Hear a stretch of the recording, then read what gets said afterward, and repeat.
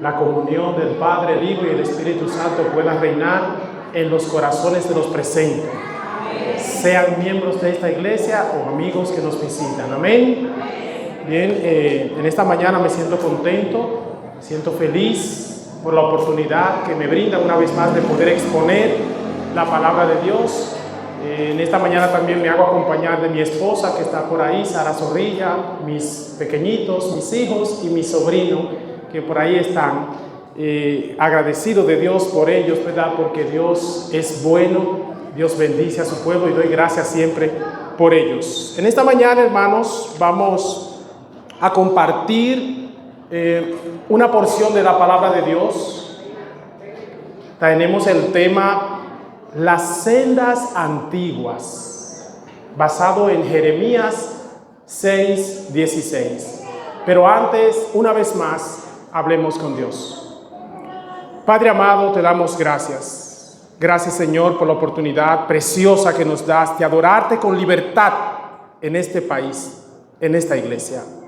Bendice poderosamente, Señor, cada persona que se desplazó y vino a este lugar a escuchar de ti, a escuchar palabra de vida, y que tú puedas, Señor, hablar a cada uno de nuestros corazones. Gracias, Señor, porque sabemos que estás con nosotros y en nosotros.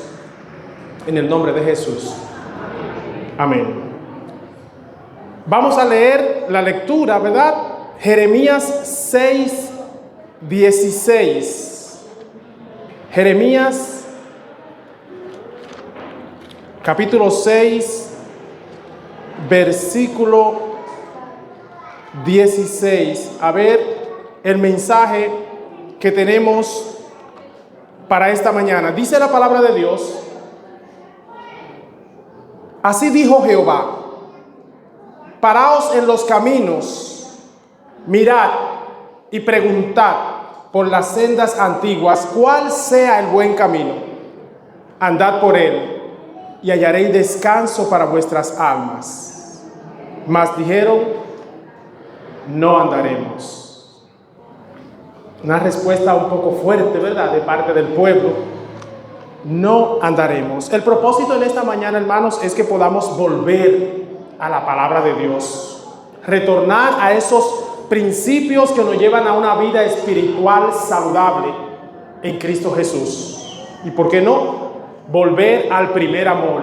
Vamos a estar viendo un análisis tanto de lo que es la vida y la trayectoria del profeta Jeremías, como también vamos a hacer un pequeño recorrido por lo que es Apocalipsis capítulo 2 y el mensaje que se encuentra allí a la iglesia de Éfeso. Vamos a ver ahora el contexto histórico de este texto, específicamente de este texto y de este libro. El libro de Jeremías predicó aproximadamente por unos 40 años. O sea, vio 17 años de Josías. No significa que Josías estuvo reinando en Judá 17 años. Josías reinó 31 años. De esos 31, Jeremías vio y predicó durante 17. Luego ahí le siguió Joacás, que solamente tuvo 3 meses gobernando. Luego le siguió Joacim, que tuvo 11 años. Luego Joaquín, 3 meses. Y luego ya Sedequías, ya cuando está prácticamente casi el pueblo envuelto en lo que es el cautiverio babilónico, con 11 años. Si notamos y profundizamos un poquito, nos damos cuenta que de todos esos reinos que están ahí, de esos 5 reyes, solamente uno, Jeremías vio que hizo lo bueno a los ojos de Dios. Fue Josías. Los otros cuatro, dice la palabra de Dios, que hacían lo malo ante los ojos de Jehová. Así que Jeremías tenía un gran reto de tratar de volver el corazón del pueblo nuevamente a Dios. El mensaje contenido en lo que es precisamente la lectura bíblica, Jeremías 6:16, ese mensaje del capítulo 6 de Jeremías fue durante el reinado de Joacim. Ese malvado Joacim que nunca motivaba, nunca inspiraba al pueblo a seguir a Dios, sino que continuaba haciendo lo mal hecho, haciendo lo malo, siguiendo las prácticas de las naciones vecinas. Y así también lo hacía el pueblo. Indudablemente, el pueblo reflejaba la condición espiritual de su rey, de sus guías espirituales, de sus dirigentes. Y aquí hay una teología interesante para nosotros. Dice un pensamiento que tal cual es el sacerdote, tal cual es el pueblo. Hago un paréntesis aquí para hacer una invitación a los líderes de esta iglesia a que seamos un ejemplo para con los dirigidos. Que podamos estar revestidos del Espíritu Santo. Y no solamente que digamos que hay que estar revestido del Espíritu Santo. No solamente le digamos al pueblo que necesitan de Dios, sino que el pueblo pueda ver en nosotros que Cristo realmente está en nosotros. Y que esto se demuestra no solamente por una expresión oral, sino con tus actos, con tus acciones, con tu forma de hablar, con tu forma de tratar. Realmente se demuestra que Cristo está en ti, que el Espíritu Santo está regenerándote cada día y que de verdad pasas tiempo con el Señor. Jeremías fue llamado a llevar un mensaje contundente, a ser columna, baluarte, a llevar un mensaje en contra de la corriente. Ningún profeta expresó su sentimiento tan abiertamente como lo hizo el profeta Jeremías. Jeremías predicaba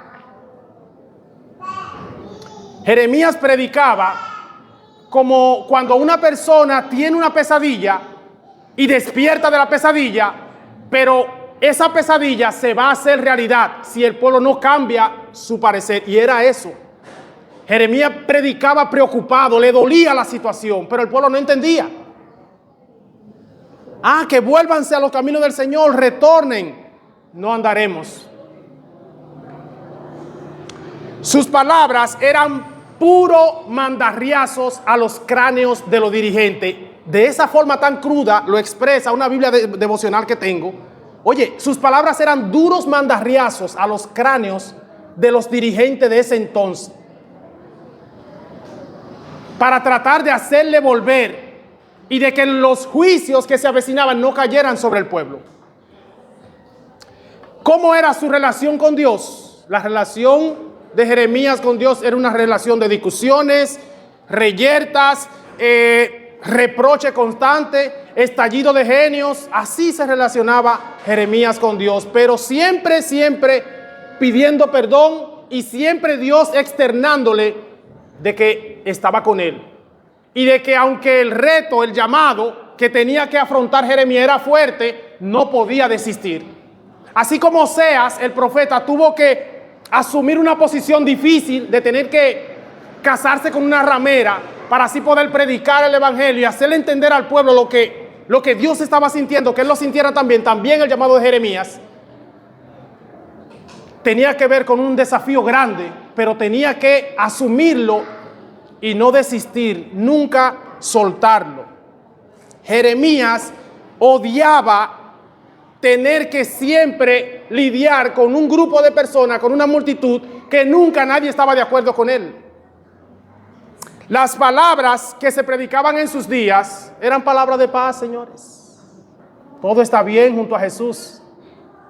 Todo está marchando bien. El pueblo está marchando bien. Las negociaciones con Egipto van bien. ¿Por qué este profeta viene a entorpecer la paz? Sin embargo, ustedes saben que el mensaje de Jeremías, podemos irlo resumiendo, prácticamente era un mensaje de juicio. Un mensaje de juicio. 1, 2. Venían los salvajes babilonios, esa nación poderosa que iba creciendo y que ya desplazó por mucho a la primera potencia que era Egipto.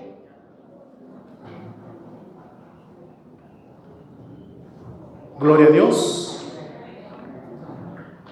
Para entonces crecerse tal cual lo había dicho la profecía Y esta gran potencia Babilonia estaba arrasando con los diferentes pueblos. Y como el pueblo de Dios no se había sometido, no había sido obediente, caerían en sus manos. No por ser Israel un pueblo pequeño, sino, repito, por haberse apartado de Dios. Tanto que el Señor se lo decía una y otra vez. El pueblo fornicaba con los dioses falsos. El pueblo abría la puerta de la ciudad, como dice Jeremías 17, de par en par, y no le da nada los sábados negociando. ¿Será que nosotros los sábados estamos mandando a comprar el botellón de agua? ¿Será que los sábados estamos haciendo cosas que no debemos de hacer? ¿Será que a través de TikTok o cualquier aplicación estamos coqueteando con la idolatría, la hechicería?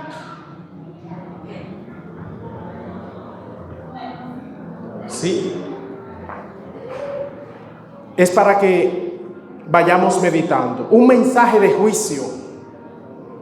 Hacen aproximadamente, antes de Jeremías, unos 300 años antes, ¿qué había pasado en el pueblo de Israel? Había una división política. Se habían dividido el reino del norte con todas sus tribus y el reino del sur con la tribu de Judá. 100 años antes de Jeremías había pasado lo que se pudiera considerar para ellos su primera guerra mundial. Habían sido conquistados, abatidos por la gran potencia de Asiria, el reino del norte. Y ahora le tocaban los juicios a Judá. Estamos hablando del pueblo de Dios, de la niña de sus ojos. Asiria conquistó el reino del norte con todas sus tribus. Y entonces Dios le está diciendo a Judá que le dice con amor que se convierta, que Dios se preocupa por ello, pero que tiene que apartarse del pecado, señores. Incluso para el final de los tiempos, cuando la persona se pierda, aún Dios quiere que la persona venga a Él, pero como la persona sigue aferrado al pecado, con el dolor de su alma, el impío va a perecer junto con el pecado. Y era lo que pasaba. Dios había levantado a este hombre para que hiciera despertar a la nación, pero estaban fríos. ¿Cuál era el mensaje de Jeremías? Ahora se avecinaba lo que pudiera denominarse una segunda guerra mundial. El imperio más poderoso para ese tiempo estaba casi tocando sus puertas y ellos no lo entendían. Jeremías le decía que no era suficiente, de hecho no le serviría de nada una alianza con Egipto. No le iba a ser suficiente una religión fría y tibia como la que estaban llevando. Solamente la salvaguarda estaba en ellos tener una renovación espiritual, un reavivamiento y una reforma. Es como parecido a nuestros días, ¿verdad? Predicamos que viene un juicio. Sabemos que somos o tenemos ese espíritu laodicense, ¿verdad? Que a veces somos un poquito tibios. La alianza con el mundo no nos va a dar fortaleza espiritual. Y sabemos también que necesitamos renovar nuestros votos, renovar nuestra lealtad a Dios, tener un reavivamiento y una reforma muy parecido, ¿verdad? Eso es lo que el Señor espera de nosotros.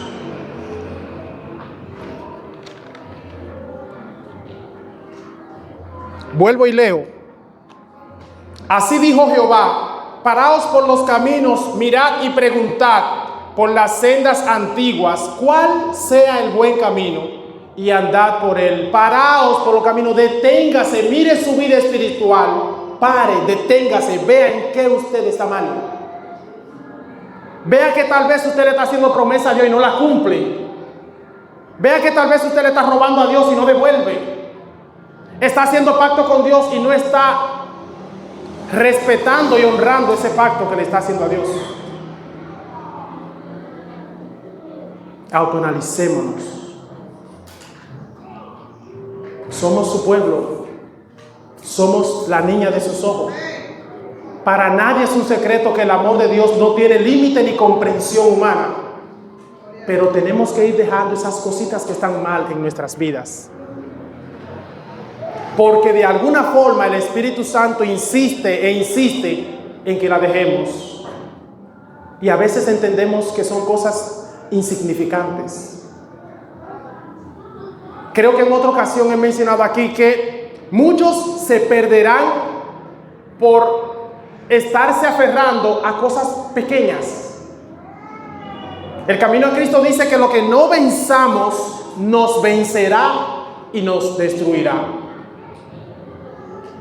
Necesitamos ponernos a cuenta con Dios.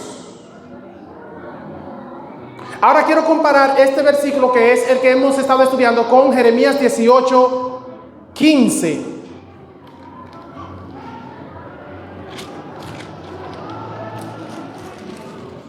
Jeremías 18:15, y alguien que busque Job 22:15. Jeremías 18:15 dice: pues mi pueblo me ha olvidado, quemando incienso a lo que es vanidad. Ha tropezado en sus caminos, en las sendas antiguas, para caminar por senderos y no por un camino bien dispuesto, y no por un camino correcto. ¿Alguien tiene Job 22:15? Léalo. ¿Quieres tú acaso seguir la senda antigua, la que siguieron los hombres perversos? ¿Quieres tú acaso seguir las sendas antiguas que siguieron los hombres perversos? ¿Y qué le pasó a esos hombres perversos? Que fueron cortados antes del tiempo, cuyos cimientos se derramaron como un río. Ellos decían a Dios: apártate de nosotros. ¿Y qué les había hecho el Omnipotente? Está bien. El mensaje no es solo que nos volvamos a la senda antigua, hermanos. Porque como pudimos ver, a nivel doctrinal, tenemos una senda antigua. A nivel personal, tenemos una vida pasada. Que nadie tal vez aquí quisiera volver a esa vida pasada, ¿verdad que no? A esas andanzas antiguas, cuando estabas en el mundo, cuando necesitabas de un Cristo que te limpiara, que te libertara. Pero lo que se necesita es que nosotros podamos discriminar, investigar, diferenciar, parados por los caminos y preguntar cuál es la senda correcta. ¿Qué se hacía en la iglesia hace 30 años que no se está haciendo hoy? ¿Se han sentado algunos de ustedes con los de más edad en la iglesia? O a nivel personal, ¿qué tú hacías en tus primeros años en la iglesia que ya no lo estás haciendo? Hay que orar, hay que predicar, hay que testificar, pero hay que meditar también. Que nos detengamos un momento y que analicemos esa parte. Por eso ahora quiero que vayamos a Apocalipsis capítulo 2.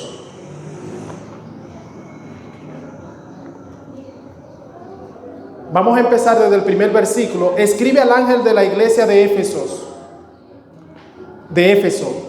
el que tiene las 7 estrellas en su diestra, el que camina en medio de los 7 candelabros de oro, dice esto: yo conozco tus obras, tu arduo trabajo y tu perseverancia, y que no puedes soportar a los malos.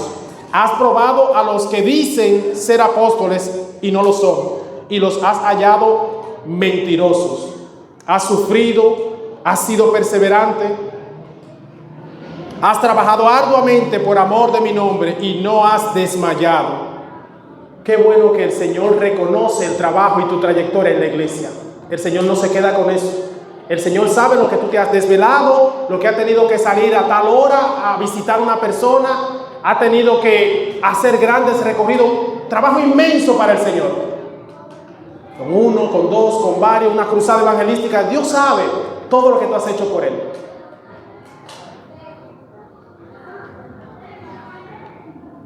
Sigue diciendo, pero tengo contra ti que has dejado tu primer amor. Recuerda por tanto de dónde has caído, arrepiéntete y haz las primeras obras.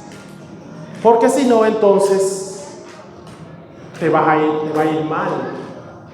Dice que quitaré el candelabro de ti de su lugar. El Señor espera que nosotros volvamos a recuperar ese amor que teníamos cuando vinimos al Evangelio. El Señor espera que nosotros dejemos de estar coqueteando con el pecado y le digamos definitivamente: Señor, he estado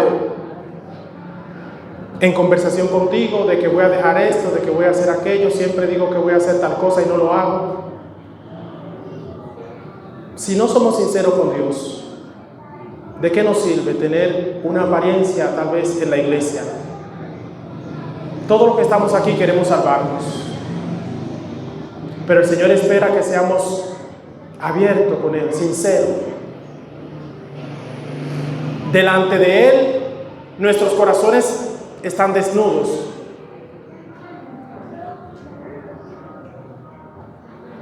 Ante el anciano, ante el dirigente, yo puedo tener cualquier careta, hermano, pero delante del Señor no puedo. Porque bien sabemos que Dios lo sabe todo. Como vimos en la lección, pudimos ver cómo llega el Evangelio a Efesios. Cómo Pablo se queda un tiempo allí levantando una iglesia con mucha dificultad. Los días de los apóstoles, los creyentes cristianos estaban llenos de ese celo y de ese entusiasmo y pasión por las almas. ¿Tenemos nosotros pasión por las almas? ¿O solamente me preocupo por mis intereses personales?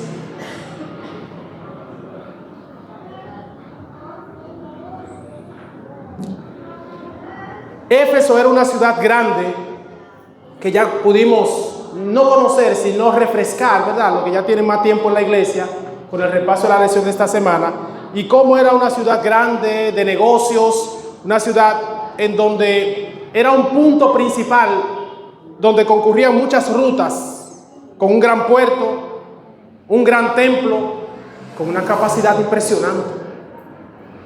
Más de 20,000 personas, wow. Sede de importantes eventos deportivos, pero una cuna de inmoralidad.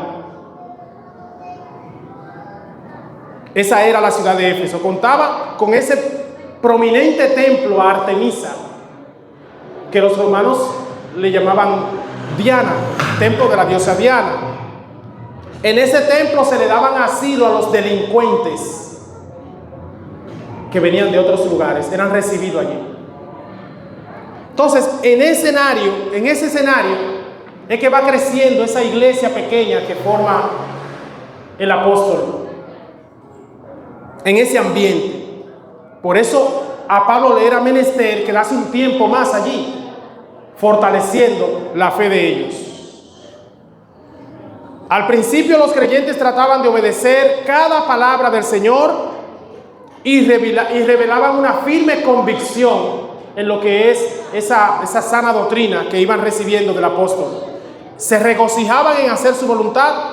Su más alto propósito era ganar almas para Cristo. Debe de ser ese el más alto propósito de cualquier campaña, concierto,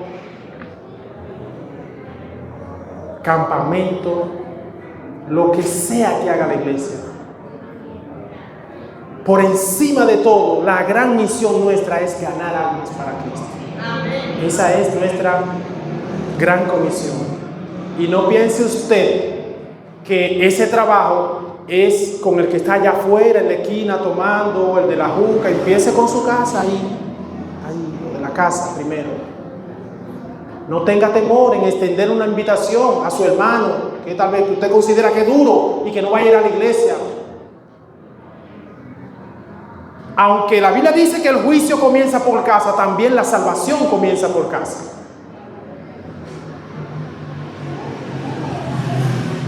Entonces, pasa un tiempo y la iglesia va perdiendo como ese brillo. Al punto que cuando Juan, ya un anciano, escribe la carta, inspirado por el Espíritu Santo, le dice que deben de volver a ese estilo de vida que tenían al principio.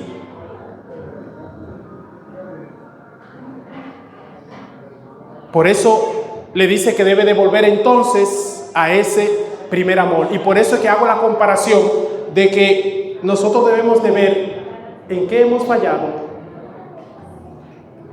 y retomar el camino. Y hay fallos en todos los niveles. La iglesia no es infalible. La iglesia se equivoca, pero no se quede sumergido en el error. Decida cambiar, decida hacer cambios definitivos para su vida espiritual. Y si usted es una persona que todavía no ha aceptado al Señor, eres amigo de la iglesia, estás visitando la iglesia, te gusta cómo adoran los adventistas, qué bueno, gloria a Dios. Pero si yo no tengo un compromiso con Dios y una relación constante con mi Salvador, los gustos no importan.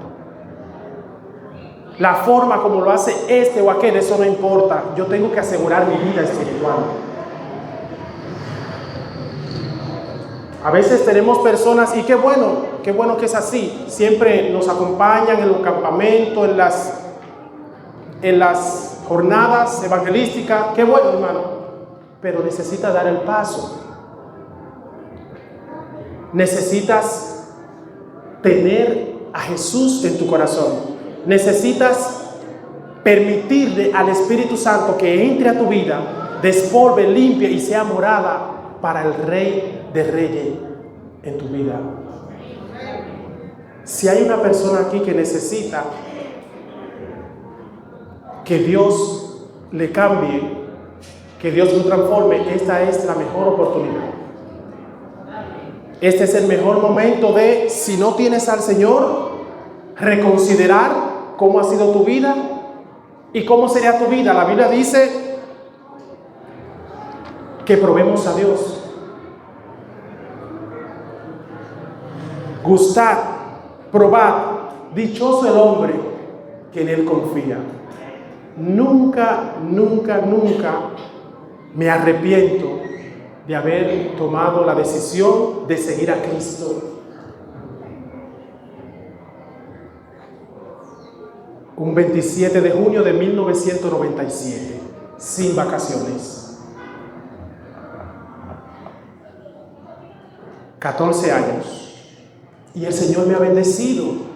Yo puedo, aunque Dios ha bendecido a los hermanos que están aquí, yo puedo hablar por mí y cada uno de ellos tiene su historia también extensa de cómo Dios lo ha bendecido. La Biblia dice en Salmos, probad a Dios. Pruébenme ahora a ver si no lo voy a bendecir. Podemos volvernos a Dios. Y si eres de aquello que tuviste en la iglesia y te apartaste pero sigue visitando, fuiste bautizado, vuelve al Señor. ¿Qué esperas? El Señor está en el mismo lugar donde lo dejaste, esperando por ti. Pero el Señor no va a forzar nunca una decisión que es prerrogativa única tuya. He aquí, yo estoy a la puerta y llamo, Él te dice. Yo toco tu corazón, pero si tú no me abres, yo no puedo entrar. El Señor es muy caballeroso, no va a forzar tu voluntad, nunca lo haría. Es una decisión tuya, propia, personal. Ese es el llamado, hermano. Volvernos al Señor, tanto aquel que ha estado apartado como aquel que es miembro de la iglesia y sabe que tiene algunas cositas, algunas cuentas que ajustar. No espere que sea muy tarde, póngase a cuenta con el Señor. decida volver al Señor, a retomar esos buenos hábitos que usted hacía, empezando por mí. Retomar esos buenos hábitos que usted sabe que Dios se sentía agradado con ellos. Que Dios pueda decir de cada uno de los que estamos aquí, de cada uno de ustedes que están allí sentados o en sonido o allá atrás: este es mi hijo, esta es mi hija, yo me siento contento, a gusto, así como lo dijo Dios en la ocasión del bautismo de Jesús, que lo pueda decir de cada uno de nosotros, en quien siente complacencia. Iglesia, Dios les bendiga. Esperamos que este grupo no falte ninguno en aquella gran mesa kilométrica en el cielo, cuando el mismo Jesús nos estará sirviendo. El mismo Jesús, el Rey del universo, estará como servidor allí, sirviéndonos a todos de los frutos del árbol y del maná escondido y de tantas cosas que nos aguardan a los que aman y obedecen a Dios. Dios nos bendiga. Vamos a ponernos sobre nuestros pies para así orar y ser despedidos.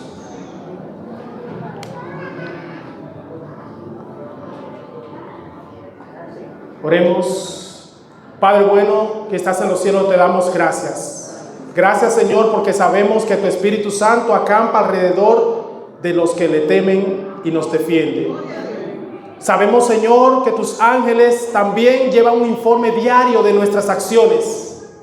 Sabemos, Señor, que tú borras esas acciones que nosotros te pedimos perdón y que vamos a tratar de no continuar haciéndola. Sabemos, Señor, que tu intención no es tener allí marcado en grande los errores, sino que nosotros nos volvamos a ti. Ayúdanos, Señor, danos la fuerza de voluntad, porque a veces las ocupaciones, la tecnología ocupan el tiempo que es tuyo en nuestras vidas. Es la pura verdad, Señor. Necesitamos que tú nos ayudes, que tú nos des un empujoncito para acercarnos más a ti, que nos guste estudiar tu palabra, que nos guste orar. Señor, a veces la juventud o los adultos no quieren orar media hora, una hora porque se cansan. Ayúdanos a orar, a pasar tiempo de calidad contigo. No a susurrar y a dormirnos, sino a orar y a pasar tiempo de calidad contigo. Que te contemos lo que nos pasó en el día, como nosotros hablamos con un amigo de la pelota o el béisbol. Que te tengamos confianza. Bendice poderosamente esta iglesia, Señor. Permite que esta iglesia pueda crecer espiritualmente, tanto como persona en físico. Ayúdale, Señor, a que puedan llegar al reino de los cielos. Dale tacto a los dirigentes, Señor. Que entiendan que cada una de esas personas que están allí son almas tuyas y que tú eres muy celoso con tus hijos. Que podamos hacer todo para la gloria y honra de tu nombre. Como dice tu palabra, que todo lo que hagamos, palabra, acción, hecho, todo sea para glorificar a Dios. Que cada persona que desempeña una posición lo haga entendiendo que te lo está haciendo a ti. Bendice a los niños también y gracias por todo. En el nombre de Jesús. Amén.